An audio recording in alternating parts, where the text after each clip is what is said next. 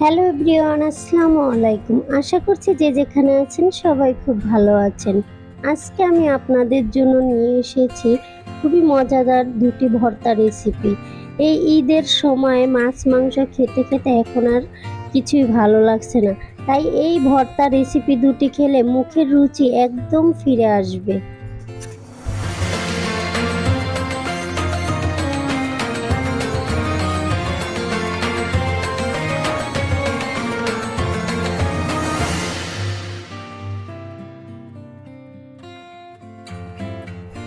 এখানে আমি অল্প কিছু টাকি মাছ নিয়ে নিয়েছি, মাত্র কয়েক টুকরো টাকি মাছ। সেখানে লবণ দিয়ে ভালো করে টাকি মাছগুলোকে মেখে নিচ্ছি।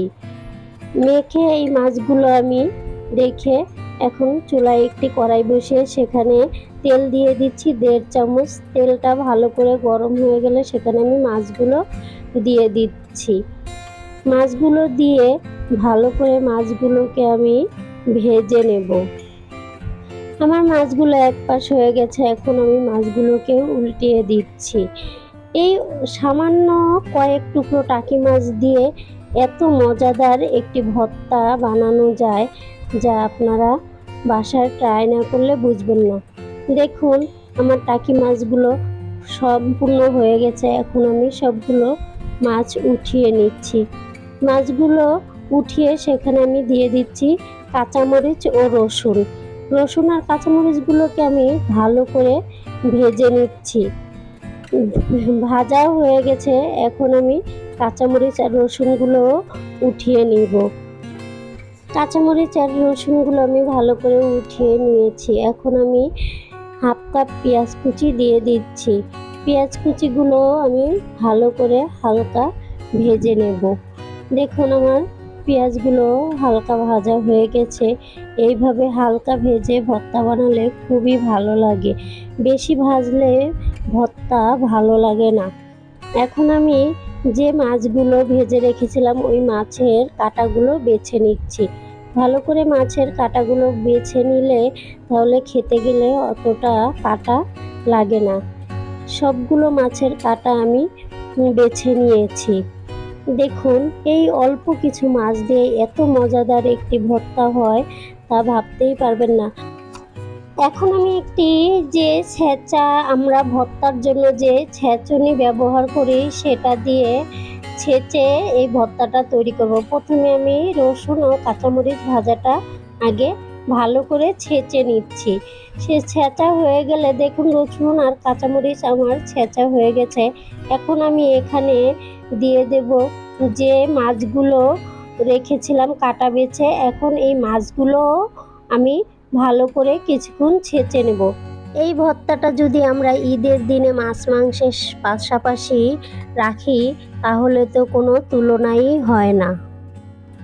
দেখুন আমার মাছগুলো ছেঁচা হয়ে গেছে।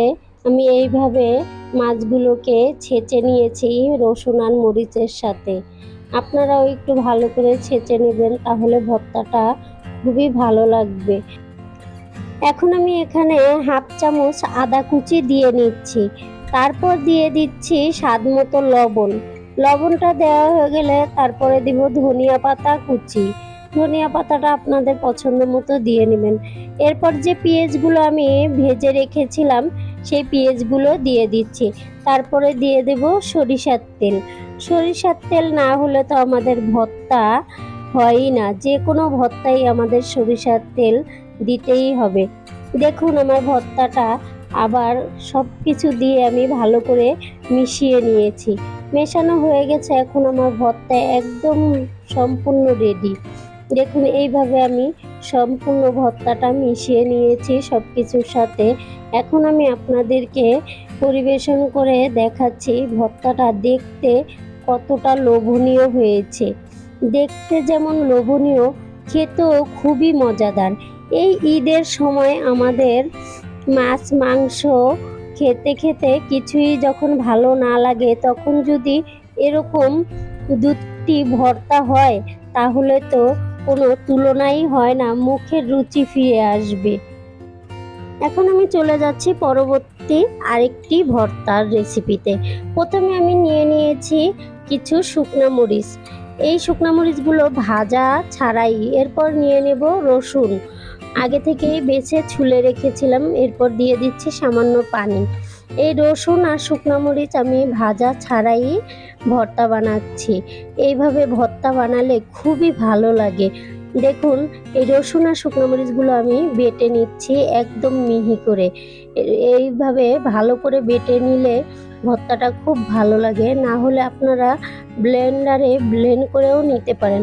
আমি বেটে নিয়েছি একদম মিহি করে। এরপর আমি একসাথে করে নিচ্ছি সব ভর্তাগুলো। তারপরে দিয়ে দেব স্বাদ মতো লবণ।